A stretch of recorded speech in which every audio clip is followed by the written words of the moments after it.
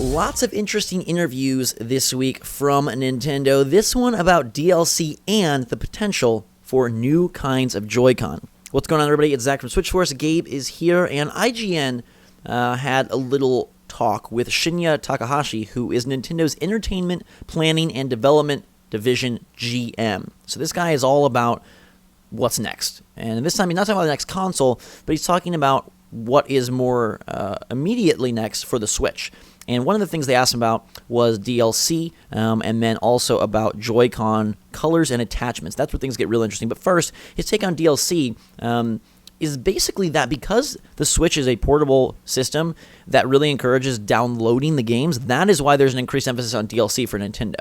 So he thinks that, or they feel that because you can download so many of the games, I guess all of them, that DLC then becomes more relevant, which I think is kind of a weird way to look at it, because we've had DLC for physical games for forever, but I guess now that Nintendo is doubling down on sort of this digital future, they now feel DLC is apropos.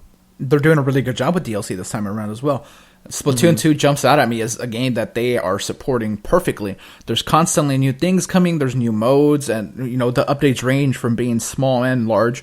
So something like that is something that they're doing really well. ARMS recently got its last piece of DLC, its last new fighter, but we got a few new fighters, we got a few new stages and new arms. And Breath of the Wild, we have a story DLC, which we've never had for a Zelda game whatsoever. That came out, and some people liked it, some people didn't, and we're not going to get into that here, but Nintendo and DLC is now kind of becoming like synonymous. I feel like every first-party game that they have come out is going to have DLC of some kind, unless it's a deluxe version, because then they've kind of shown that they're not doing anything. Because Pokken and Mario Kart, neither one of those has anything, but everything else they're doing a really good job with. Yeah, we'll have to see what happens with Mario. That's the one I'm very curious about. Also, this fantastic man, Takahashi, talked about Joy-Con. And he said, quote, "One of the great strengths of the Nintendo Switch is that you can play it as a console, but you can also separate these two controllers from the hardware. This gives us a lot of possibilities that we could consider for the future in terms of what you could attach. I think that would be a really good time for us to think about some very different colors or designs applied to Joy-Con. That might be interesting. There's a lot of joy to be had from hand-making something yourself or having all of these customizable possibilities, and we absolutely embrace that. We love to see that." Now, the key word here is designs.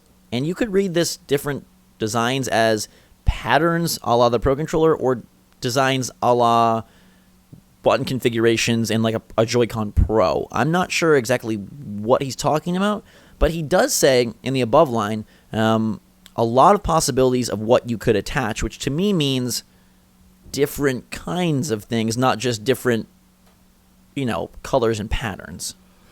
You touched on a couple of things here. Joy-Con Pro. To me, that is absolutely a fantastic idea. Think about the controller for the Xbox One, the Elite controller, I believe is what it's called, with the interchangeable D-pad and the thumbsticks. You can make them concave or convex. They even have the extra pads on the back of the controller. If you can have a couple like quote-unquote Pro Joy-Con that have some of those features and sell them for $100 or something, because they're already pretty expensive, I think that could do like super well. The other thing that came to mind was just like the customization of it. So like, and this is gonna sound silly, so bear with me. But sell like almost an arts and crafts pack where you can like literally customize your own Joy-Con. Like it comes with like little designs or What am I thinking? DIY Joy-Con kit? Yeah, basically, that's it. You took the words out of my brain that I couldn't think of. A DIY Joy-Con kit where it comes with all this like arts and crafts type thing, and hey, or make your Joy-Con. I think that could be cool. Now, do I think that happens? Absolutely not. But I think it would be interesting. Yeah.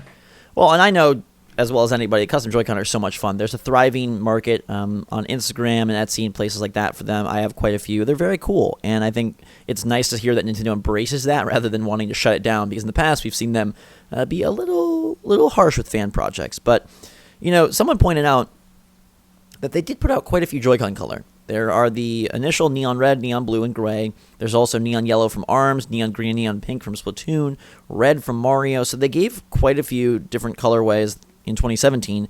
If they do that again in 2018, that would be very fun. Personally, I don't see them.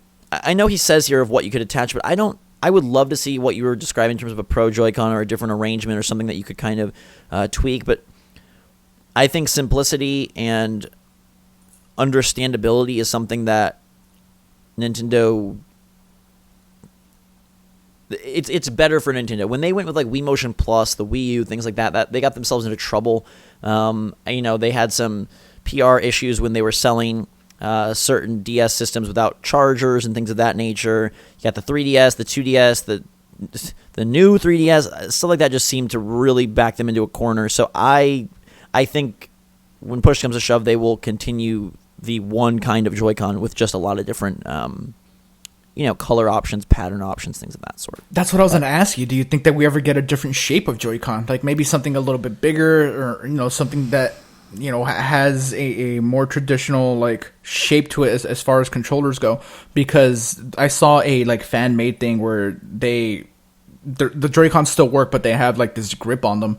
Like, I guess maybe you're right. It'll be difficult for them to do that just because, like you said, historically, they do a little bit too much and it kind of confuses people. So maybe they should just stick with, hey, color. But I don't know, maybe one more like set of things you could attach. And he says what kind of stuff. I don't know. Can you attach like 2 more screens or something? Make this like a 3-screen thing? Like, I don't know how crazy they get with this. He says you can attach other stuff. Like, I'm sure they could like make it happen. Maybe something that isn't a controller whatsoever. Who knows? Yeah, or some weird game specific. I don't know. I would love to see stuff like that, and perhaps because the Switch is becoming more of a hardcore gamer console and not just like this family machine, maybe it is more appropriate that they do kind of get a little more complicated with things. But I guess I just like, if I had to put money on it, I don't think they do, because I think it mucks up the ecosystem, and I think a better strategy for them is just to sell you different colors and eventually themes so that you can kind of customize the Joy-Con and customize the Switch how you see fit. And also just like, you don't want to get in a situation where there's already so many ways to play games, tabletop and handheld and docked. And if you introduce like another variable, now what? Now games have to be made specifically for that or specifically not for that, or options. Every past game doesn't work. Like, I don't know. It just seems a little, maybe more trouble than it's worth. Yeah, you're probably right. But let us know in the comments down below what you think, if you'd like different kinds of Joy-Con, and what you think Takahashi means in terms of a lot of possibilities of what you could attach. Also, I think the DLC comments are interesting in how Nintendo sort of wraps their brain around it, so let us know if you have any takes on that in terms of them, going more digital, so DLC is more workable for them. Thank you so much for watching. Make sure to subscribe to stay up to date on all the latest and greatest from Switch and this good guy Shinya. I'm sure if he has more comments, we'll be back with him. Until that time, everybody, thanks again. Fantastic day. For myself and Gabe, Switch Force out.